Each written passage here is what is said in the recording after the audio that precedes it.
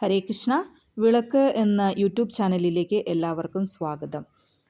നവദുർഗാഭാവത്തിൽ 8ാമത്തെ ഭാവമാണ് മഹാഗൗരി. നവരാത്രിയുടെ 8ാം ദിവസമായ അഷ്ടമിക്ക് ദുർഗാദേവിയെ മഹാഗൗരി ഭാവത്തിൽ ആരാധിച്ചു പോരുന്നു. തൂവെള്ള നിറത്തിലാണ് ദേവി മഹാഗൗരി എന്നറിയപ്പെടുന്നത്. ഒരിക്കൽ പാർവതീദേവി ശിവഭഗവാനെ ഭർത്താവായി ലഭിക്കുവാൻ ഘോര തപസ്സിലേർപ്പെട്ടു. അനേകം നാളുകൾ നീണ്ടുനിന്ന ഘോര തപസ്സിന്റെ ഫലമായി ദേവിയുടെ ശരീരം മണ്ണു പുരണ്ട് കറുത്ത നിറത്തിലായി. തപസ്സിൽ പ്രസന്നനായ ശിവൻ ദേവിയുടെ മുന്നിൽ പ്രത്യക്ഷപ്പെട്ടു. ഭർത്താവാകാം എന്ന വരം നൽകി. തുടർന്ന് ശിവൻ പാർവതിയെ ഗംഗാജലത്തിൽ അഭിഷേകം ചെയ്തു. അപ്പോൾ പാർവതിയുടെ കറുത്ത നിറം പോയി തൽസ്ഥാനത്ത് അതീവ ശോഭയുള്ള വെള്ള നിറം കൈവന്നു. അങ്ങനെ ദേവിക്ക് മഹാഗൗരി എന്ന പേര് ലഭിച്ചു. അപ്പോൾ ദേവിയുടെ ശരീരം വെളുത്ത പ്രകാശം പൊഴിക്കുന്നതുപോലെയൊന്നും അന്നു മുതൽ ദേവി മഹാഗൗരി എന്ന പേരിൽ അറിയപ്പെടുന്നു.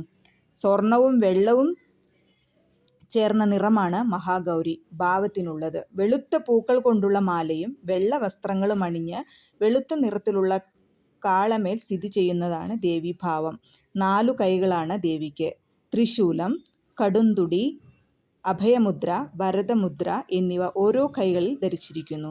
ഏറെ പ്രസന്നമാണ് ദേവിയുടെ രൂപവും ഭാവവും. ദേവി വാഹനം കാളയാണ്. ഈ രൂപത്തെ ആരാധിക്കുന്നതുകൊണ്ടുള്ള ഫലം യുവത്വമാണെന്ന് പരമ്പരാഗതമായി വിശ്വസിക്കപ്പെട്ടു വരുന്നു. അഷ്ടമിയും തിഥിയും ചേർന്നു വരുന്ന സന്ധ്യാവേളയിലാണ് പൂജവയ്പ് നടത്തേണ്ടത്. പുസ്തകങ്ങളും ഗ്രന്ഥങ്ങളും പൂജയ്ക്ക് വയ്ക്കാം. നവരാത്രിയിൽ ഗർഭ ദണ്ഡിയയുടെ പ്രാധാന്യം എന്താണ്? ഗുജറാത്തിൽ ഉത്ഭവിച്ച ഒരു നൃത്തരൂപമാണ് ഗർഭ ദണ്ഡിയ. ഇവ 2 നൃത്തരൂപങ്ങളും തമ്മിലുള്ള പ്രധാന വ്യത്യാസം കൈകളും കാലുകളും ഉപയോഗിച്ച് വൃത്താകൃതിയിലുള്ള ചലനത്തിലാണ് നൃത്തം അവതരിപ്പിക്കുന്നത്. അതേസമയം ദണ്ഡിയ കളിക്കുന്നത് വർണ്ണാഭമായ വടികൾ ഉപയോഗിച്ചാണ്. Thank you so much. ഈ ചാനൽ എല്ലാവരും ലൈക്ക് ചെയ്യാനും ഷെയർ ചെയ്യാനും മറക്കരുത്.